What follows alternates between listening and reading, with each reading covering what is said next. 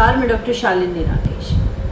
राम के नाम पर सत्ता में आई हुई सरकार राम को ही चूना लगा देगी, ऐसा तो जनता ने कभी सोचा ही नहीं। राम के नाम पर आई हुई सरकार ने राम भगवान को ही 16.5 करोड़ का चूना लगा दिया। अभी आप लोगों को याद होगा कि कुछ दिनों पहले राम मंदिर ट्रस्ट के नाम पर चंदा एकत्र किया जा रहा था मंदिर निर्माण के लिए। अभी उसी राम मंदिर ट्रस्ट ने 2 करोड़ रुपए में जमीन खरीदी हरीश पाठक और कुसुम पाठक नाम के व्यक्ति से, जिसकी मालिकाना कीमत 5 करोड़ 80 लाख। कुसुम पाठक और हरीश पाठक ने जमीन सलमान अंसारी और रवि मोहन त्यागी को बेची, जिसकी मालिकाना कीमत 5 करोड़ 80 लाख रुपए थी, जिसके अंदर गवाह अनिल मिश्रा और ऋषिकेश उपाध्याय। अनिल मिश्रा राम मंदिर ट्रस्ट के सदस्य हैं और ऋषिकेश उपाध्याय अयोध्या के मेयर हैं। और इन यही दोनों लोग जब ये जमीन राम मंदिर ट्रस्ट ने 18.5 करोड़ में खरीदी, जी हाँ 18.5 करोड़ रुपए में, क्योंकि राम भगवान को जो चूना लगाना था वो तो 16.5 करोड़ रुपए का था, उसके अंदर भी यही दोनों लोग गवाह हैं। इतना बड़ा घोटाला जो राम के नाम पर कर लिया जाए, उन लोगों का अब क्या करेंगे? ऐसे लोगों को तो जूते मार मार करके बाहर निकाल देना चाहिए, जनता के हवाले कर देना चाहिए ऐसे लोगों को, क्योंकि सीबीआई और ईडी तो आपके ही हाथ में है। ये तो सीबीआई तो अब आपका ही तोता बन चुकी है, ये तो जो आप कहेंगे वैसा ही करेंगे, ये तो दिखा देंगे कि ऐसा कुछ भी नहीं हुआ है। और सुप्रीम कोर्ट में भी केस बहुत दिनों तक लटकता रहेगा। अभी जो निर्मोही अखाड़ा है उसने तो पहले भी बताया था कि घोटाला हुआ है राम मंदिर ट्रस्ट में। वो जो पुराना घोटाला था, अभी तो हम उसको ही नहीं भूले थे, जो कि 11,000 करोड़ का घोटाला था, अब एक और घोटाला हो गया है। भारत के अंदर जमीन के रेट इतनी तेजी से बढ़ गए हैं कि इतने तो विदेशों में कहीं भी नहीं है। दुनिया में किसी में भी 5.5 लाख प्रति सेकंड के दर से रेट कहीं भी नहीं बढ़ता है, लेकिन हमारे भारत में बढ़ जाता है, वो भी राम के नाम पर। राम मंदिर ट्रस्ट की जो जमीन है उसका रेट इस तरह से बढ़ जाता है। अब आप बताइए क्या किया जाए ऐसे लोगों का? क्या सरकार इन पर कुछ करेगी? सरकार को इन पर कार्रवाई करनी चाहिए। क्या सरकार को ये नहीं पता था? सरकार को ये सब बातें पता थी, लेकिन सरकार आंखें मूंद करके बैठी रहती है, क्योंकि सरकार भी तो मिली हुई है। सरकार ने भी तो भगवा वस्त्र पहन रखे हैं, और जो ये भगवा वस्त्र वाले हैं ये सारे के सारे लुटेरे हैं। ये सारे के सारे राम का नाम लेकर के सत्ता में बैठे हुए रावण हैं। तभी ये इन लोगों के दिमाग में सिर्फ ऐसे ऐसे घोटाले करने की बात आती है, खुराफात करने की बात आती है। उत्तर प्रदेश के अंदर क्राइम कितनी बुरी तरह से हो रहा है, लेकिन इन्हें कोई फर्क नहीं पड़ता है, क्योंकि ये तो चैन की बंसी बजा करके सोते रहते हैं। इनके लिए तो सब कुछ चंगा है। इनकी हालत वो हो गई है कि अपना भरा तो जग का भरा, जनता भूखों मर रही है, इन्हें कोई फर्क नहीं पड़ रहा है। और टीवी वाले उनका तो काम है कि जो ये कहेंगे वही वो बोलते रहेंगे। वो इनके गुणगान दिन रात करते रहते हैं। उनके अनुसार तो योगी सरकार ने इतना अच्छा काम किया है कि इतना अच्छा काम आज तक कभी किसी ने किया ही नहीं है। हाँ, जरूर बहुत अच्छा काम किया है कि राम के नाम पर भी इतने बड़े बड़े घोटाले इस देश के अंदर किए जा रहे हैं। ऐसे घोटाले हमने पहले ना कभी देखे थे ना सुने थे, लेकिन अब तो कलयुग आ गया है। कलयुग में तो ये सब होना ही है। इन्होंने तो तमाम हिंदुओं की आस्था पर ठेस पहुंचाई है। ये क्या कहते हैं कि हिंदू खतरे में है? हाँ, अगर ऐसे लोग सत्ता में बैठेंगे तो हिंदू खतरे में है, क्योंकि हमारी पूंजी जो हम लोग मेहनत से कमाते हैं और उसमें से कुछ अंश बचा करके हम राम मंदिर में चंदा दिया। सभी जनता ने, गरीब ने, किसान ने, मजदूर ने, कर्मचारी ने, किसने चंदा नहीं दिया?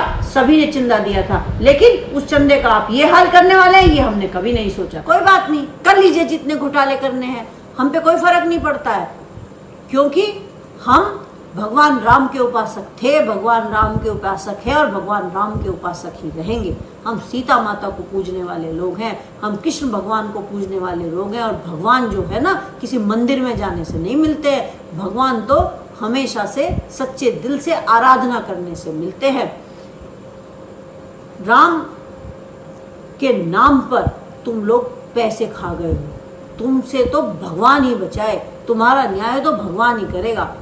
हो सकता है कि ये जो घोटाला हुआ है ये भी जाकर के मेहुल चोकसी के पास चला जाए। वैसे भी एक सन्यासी ने एक द्वीप खरीद लिया था, सारे के सारे वहीं जाकर के बस जाओ, उसी द्वीप में जाकर के सारे रहने लगो, क्योंकि चोर चोर मोसेरे भाई होते हैं, वहां पर तुम्हारा खूब मन लगेगा, खूब रंगरलिया बना लेना।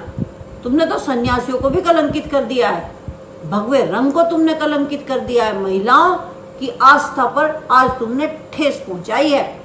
तुम्हारे लिए वो बातें बिल्कुल सच होती हैं कि मुंह में राम और बगल में छुरी। तुम बहुत खराब निकले हो, ऐसा तो किसी ने सोचा भी नहीं था कि हमने ऐसे लोगों के हाथ में भारत की बागडोर दे दी है, सारा देश बेच दिया है, ये कहकर के कि मैं देश नहीं बिकने दूंगा, मैं देश नहीं झुकने दूंगा, बेच दिया है सारा देश। और अब एक उम्मीद थी कि तुम राम मंदिर बनाओगे, उस राम मंदिर में भी तुमने घोटाला कर दिया। कोई जरूरत नहीं है हमें उस राम मंदिर में जाने की, हम तो अपने घर में ही भगवान राम को पूज लेंगे, हम अपनी सीता माता को भी उनके साथ ही रखेंगे। तुम्हारी तरह नहीं है कि जय श्री राम करेंगे, हम तो सीताराम करेंगे, सीता और राम को हमेशा से साथ रखेंगे। तुम लोगों का क्या है, तुम तो हमेशा से सत्ता के पीछे रहते हो, जबकि भगवान राम तो त्याग की मूर्ति थे।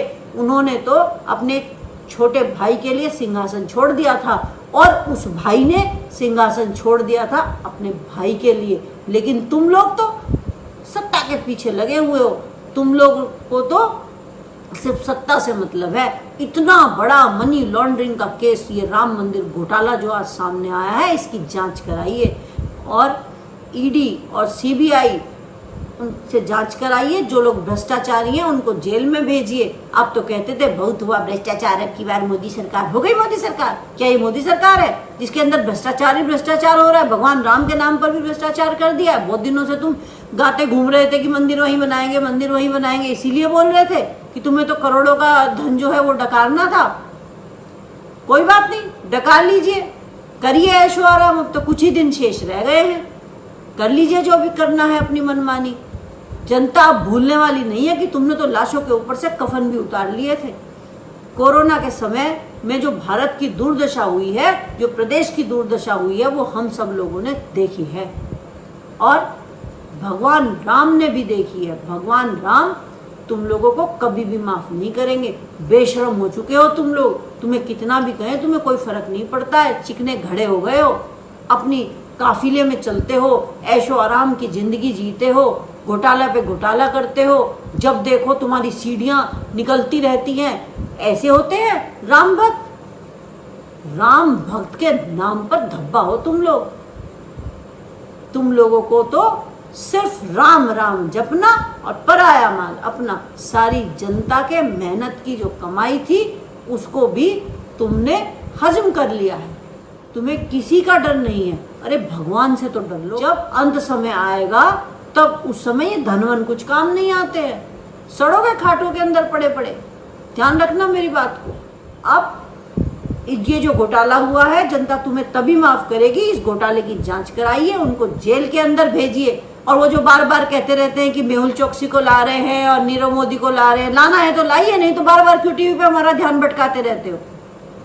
ढंग का काम करना है तो कीजिए, नहीं करना है तो इस्तीफा दीजिए। अब तक तो तुम्हें इस्तीफा दे देना चाहिए था। कोरोना में सरकार इतनी बड़ी फेलियर हुई है, अब राम मंदिर के ऊपर फेलियर हुआ है। सिर्फ राम मंदिर के ऊपर ही तो तुम लोग आए थे, कम से कम उसे तो बख्श देते। अब बात बात पर ठोको, नीति लाने वाले, उत्तर प्रदेश को क्राइम मुक्त बनाने वाले, भ्रष्टाचार मुक्त बनाने वाले, अब कर लीजिए क्या करेंगे। भ्रष्टाचार तो सरकार के अंदर बैठे हुए हैं, तुम्हारे जो राम मंदिर वाले हैं वही भ्रष्टाचारी निकले। अब क्या करोगे? कुछ भी नहीं। आपको क्या करना है? इनके पीछे थोड़ी आप ईडी सीबीआई छोड़ देंगे, कुछ नहीं करने वाले हो। आपको तो सिर्फ अपने मित्रों के लिए काम करना आता है। आप जब चाहेंगे इनको भी विदेश में भगा देंगे, ये भी चले जाएंगे उसी विजय माल्या के पास। और जब चुनाव आने वाले होंगे तब तुम फिर से हिंदू मुस्लिम करना शुरू कर दोगे, मस्जिदों को गिराना शुरू कर दोगे और कह दोगे अभी विजय माल्या आ रहा है, अभी मेहुल चोकसी आ रहा है, अभी प्लेन खड़ा हुआ है, अब हम उसको लेकर के आएंगे। बस जनता बहकी रहेगी। लेकिन ऐसे कुछ होने वाला नहीं है। तुमने तो भगवा रंग को भी कलंकित कर दिया है। भगवा रंग तो बहुत पहले से सन्यासियों का प्रतीक है, महाराज शिवाजी का रंग। भगवा चोला था, लेकिन तुमने तो उसे भी कलंकित कर दिया है। राम नाम के नाम पर भी पैसे ठग गए हो। अरे नटवर लाल हो तुम लोग तो।